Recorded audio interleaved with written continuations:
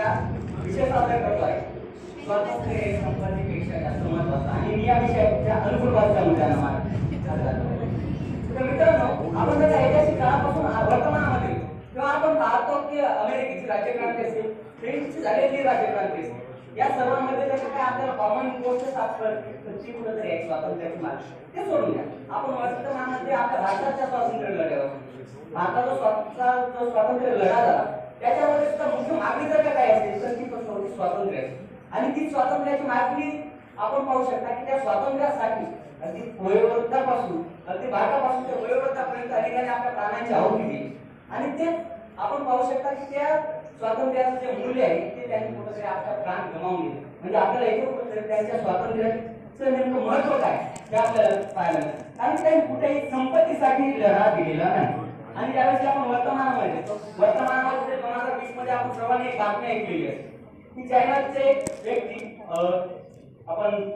jack मा हे सर्वात मोठे व्यापारी आहे ज्यांची अनेक कंपन्या आहेत ते त्यांच्याकडे सर्वात जास्त संपत्ती आहे चायनामध्ये सर्व आहे परंतु त्यांनी त्यांच्या सरकारच्या विरोधामध्ये एक वक्तव्य केलं आणि त्या सरकारला कुठेतरी नाखुशी झाली आणि त्यामुळे सरकारनं त्याच्यानंतर त्यांच्यावर बंदी आणली आणि त्याच्यानंतरच्या काळामध्ये ते आपल्याला कुठेतरी आपल्या सार्वजनिक स्थानांवरती आपल्याला कुठेही पाहायला मिळाले नाही आणि तेच आपण वर्तमानामध्ये आपल्या भारतामध्ये असलेला गरीब ठिकाणी जरी असतात तरी सुद्धा तो आपल्या सरकारची एखादी जर का सुद्धा त्याला धोरण त्याला आवडलं नाही त्याला जर त्या सरकारच्या एखाद्या गोष्टी बद्दल जर का विरोध करावा वाटला तर तो सरकारचा विरोध करू शकतो का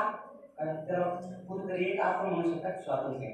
ते सोडून द्या आपण आपल्या इतिहासामध्ये पाहिलं सर्व काय आपण हे आपल्या संविधानामध्ये डॉक्टर बाबासाहेब आंबेडकरांनी आपल्याला खूप सारे अधिकार दिले त्या अधिकारांमध्ये त्यांनी आपल्याला स्वातंत्र्याचा अधिकार असेल किंवा संपत्तीचा अधिकार असेल त्या स्वातंत्र्याच्या अधिकाराला त्यांनी मूलभूत अधिकार म्हणून सांगितलं आणि जो काही संपत्तीचा अधिकार त्याला त्यांनी कायदेशीर अधिकार बनवला आणि या कायदेशीर अधिकार बनवला आणि त्याचा